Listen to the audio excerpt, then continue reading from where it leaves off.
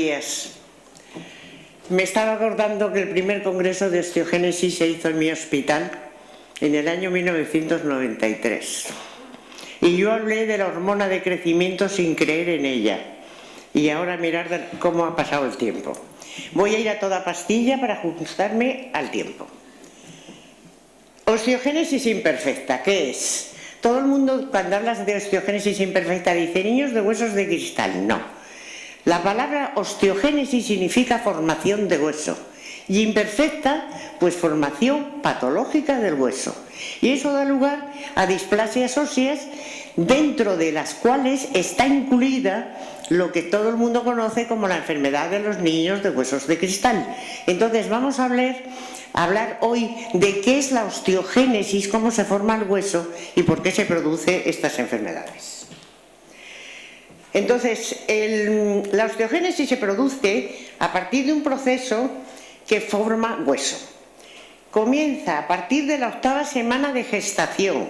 Inicia ese proceso en el hueso de la clavícula. Se lleva a cabo a través de dos mecanismos, una osificación intramembranosa y otra endocondrial. Algunos huesos requieren los dos procesos y entonces se dicen que tiene una osificación mixta. Entonces aquí tienen la osificación mixta en las escamas del hueso temporal, del hueso occipital y luego en la mandíbula también están las dos osificaciones. Al margen de que sea solo un mecanismo de osificación o que sean dos, al final los huesos todos son iguales. Entonces aquí tienen ustedes las células que participan en la formación del hueso. Entonces la matriz ósea está formada por materia orgánica y el 90% es el colágeno, que es el que va a estar alterado y va a dar lugar a la aparición de estas enfermedades. Y fundamentalmente del tipo 1. Debajo tienen la imagen del colágeno, que no voy a hablar de ello porque vienen luego personas que saben muchísimo más que yo. Y tiene luego una parte inorgánica que está formada pues por todas las sustancias que tienen ustedes ahí. Y de la unión de la matriz orgánica y de la inorgánica es la aparición de los huesos. Entonces, por otra parte, tienen que saber que el tejido óseo se está continuamente destruyendo y formándose nuevamente, lo que llamamos remodelado óseo. Entonces, eso permite que se renueven de 5 al 15% del total de los huesos a lo largo del año y a lo largo de nuestra vida. Este remodelado óseo se produce porque los osteoblastos forman hueso y los osteoclastos lo destruyen. Este dibujito es como normalmente hablo para niños para que lo vean más fácil. ¿Qué es entonces la osteogénesis imperfecta? La enfermedad que todos hablan, los niños de huesos de cristal. Está incluida dentro del grupo de enfermedades raras. Prevalencia. Se desconoce. Hay muchos casos de osteogénesis que están sin diagnosticar. Muchas fibromialgias estoy segura que son osteogénesis imperfecta y que confunden el dolor de los huesos con los dolores de esta enfermedad. Afecta por igual a ambos sexos, a razas y grupos étnicos. Y se estima que aparece en uno de cada 12.000 a 15.000 recién nacidos vivos. Este paciente es nuestro y está como una rosa. Es una enfermedad que se conoce desde la antigüedad. Esta es una momia egipcia que está en el Museo de Londres. Fíjense los años que hace, de 1000 años antes de Cristo. En el año 1788, este sueco describe clínicamente y científicamente la enfermedad y la describe en 4 generaciones y se remonta a pacientes del año 1678. Fíjense lo que ha llovido. En el 1831, Assmann describe lo mismo en él y en sus hermanos. Y entonces cada autor que describía esta enfermedad le ponía su nombre. Y así aparecen los síndromes, la enfermedad de Assmann, la enfermedad de Ekman, etc. En 1833, Lonstein la describe y la nombra como enfermedad del Lonstein. En el 1849, otro Broglie hace lo mismo, y entonces empieza a aparecer en el año 1897 que hay dos formas, una que afecta a los adultos y otra que afecta a los niños recién nacidos y niños, por este autor. Y en 1906 este autor divide esta enfermedad en casos muy graves y casos menos graves. Entonces los casos más graves los consideran que son congénitos y la otra, la menos grave, la llama osteogénesis imperfecta tardía o tarda. En 1918 este otro autor describe la asociación de huesos frágiles con escleróticas azules y sordera en edades tempranas. Y lo dice que es un síndrome hereditario distinto del que habían descrito los anteriores autores. Y aparece el doctor Silent, que en 1970 en Australia hace la primera clasificación de esta enfermedad y describe 4 tipos. El tipo 1, que es el muy leve, el tipo 2, que era mortal casi siempre, el 3, que son más afectados, y el 4, que era más light.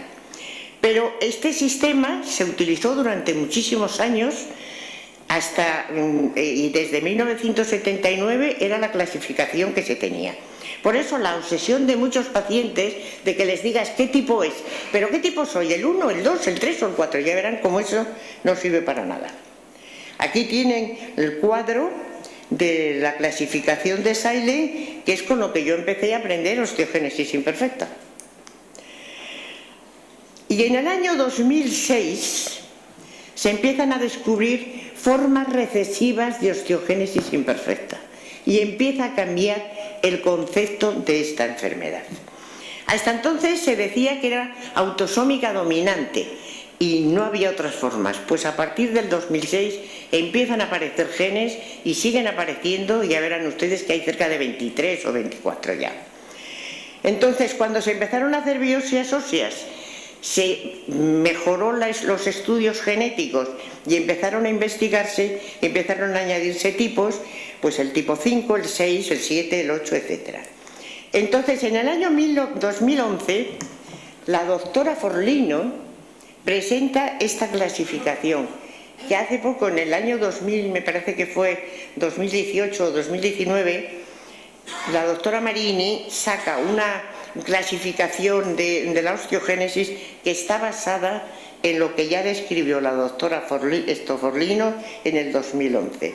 Aquí, cuando la describió, todavía el tipo 5 no se sabía qué gen era, y apareció el IFIC-TM5, que se descubrió más tarde.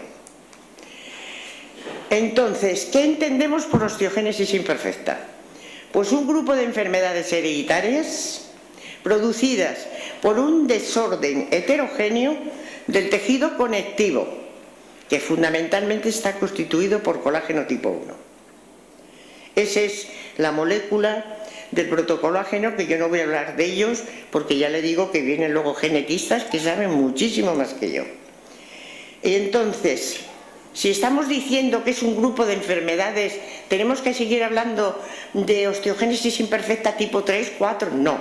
Hay que empezar a hablar de síndrome de osteogénesis imperfecta, porque afecta muchas enfermedades que son displasias óseas y tienen muchos datos en común unas con otras. Es el responsable, el colágeno tipo 1, para que vean lo importante que es, de la resistencia ósea, elasticidad de la piel y tendones. La fragilidad ósea, que se produce porque el hueso no se forma bien, motiva el que se le llame enfermedad de los huesos de cristal, que se la ha conocido toda la vida.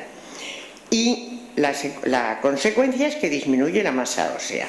Pero además tienen síndromes extraóseos, como son las escleras azules, que sepan que hay pacientes con esta enfermedad que las tienen blancas, y que los lactantes tienen las escleras azules, que más de una vez ha llegado a la consulta niños para que tenían osteogénesis, porque las escleras azules de los niños lactantes, fíjense cómo son un poco azuladas. La hiperlasitud cutánea, la hipermovilidad articular, sordera en la edad adulta, etc. Y hemos dicho que estaba aumentado el turnover óseo, es decir, se forma menos hueso y se destruye más. Consecuencia, disminuye la masa ósea. Eso fue la base para que empezara el doctor Glorier a empezar los tratamientos con pamidrona, con bifosfonatos. Entonces, ¿qué clínica tienen? Tiene un desarrollo inadecuado del hueso, más fragilidad, más fracturas y a veces ante mínimos golpes. Desarrollo inadecuado del hueso que lleva deformidades de los huesos. Estos pacientes que les estoy poniendo son pacientes nuestros, ¿eh? Desarrollo inadecuado del hueso. Eso que lleva, si tienes la columna así y los huesos deformados, tienes talla baja. Pero no todos tienen talla baja. Depende de la afectación. Síntomas extraóseos, la dentinogénesis imperfecta, que está el experto aquí, ¿para qué voy a hablar yo de ello? Pero recuerden, esa niña que tienen ustedes ahí no tiene osteogénesis imperfecta y tiene escleras azules. Y este otro señor, que es el padre de otros pacientes, la tiene como grisáceas, como sucio. ¿Qué más tienen? Los tipos más graves tienen un tono de voz chillón, que es decir, tono de voz característico. Macrocefalia con forma triangular y luego pérdida de audición, normalmente cuando ya son más mayores. Síntomas extraóseos, y aquí sí que quiero recalcar: sobrepeso y obesidad. Eso lleva parejo a que muchos de estos pacientes desarrollen una diabetes tipo 2. Por favor, cuiden la dieta, porque cuando se mueven poco no se quema. Y si yo me como 4 calorías y quemo una, gano peso. Esguinces son frecuentes, la hiperelasticidad, tienen problemas cardíacos y respiratorios, tienen problemas de osteoporosis y un síntoma que la gente no valora: el dolor óseo. Los niños no saben lo que es eso y lloran, y cuando son pequeñitos les plantan morfina para que no lloren, y lo que tienen que poner es tratamiento para que de esa forma desaparezca el dolor. La expresividad clínica ya la han visto, o sea, hay desde niñas que son prácticamente normales, y hay dentro de la misma una familia con la misma mutación puede haber miembros muy afectados, como ven el dibujo de abajo, padre muy afectado y la niña prácticamente está perfecta. Los otros 2 fetos que ven ahí, pues sería un tipo 2 que se murieron. Doctora, 3 minutillos para terminar. Perfecto. Entonces, conclusiones. La clasificación de los pacientes basada únicamente en criterios clínicos puede llevar a errores de diagnóstico entre las osteogénesis, que son autosómicas recesivas, y las dominantes. Y son clínicamente muchas veces semejantes y no se puede decir tipo 2, tipo 3, tipo 4. Luego la clasificación correcta es en formas leves, graves, muy graves y moderadas, especificando el gen mutado, porque eso sirve para consejo genético y para ver las posibilidades de tratamiento. Los nuevos conocimientos, que cada día son más frecuentes, de la fisiopatología de esta enfermedad, pues hará que se identifiquen más defectos genéticos y permitirá más estudio en estos niños. Por lo tanto, olvídense ya de osteogénesis imperfecta y empiecen a hablar de síndrome de osteogénesis imperfecta secundario a la mutación del gen que hayamos estudiado. Especificamos el gen y punto y pelota, ni tipo 2, ni 4, ni 6. Muchas gracias a don Gerardo, a doña Julia y a mi hospital donde trabajé, el Hospital Universitario de Getafe. A las familias que confiaron en mí y que sin tener yo ni idea, pues confiaron en la ilusión que yo puse.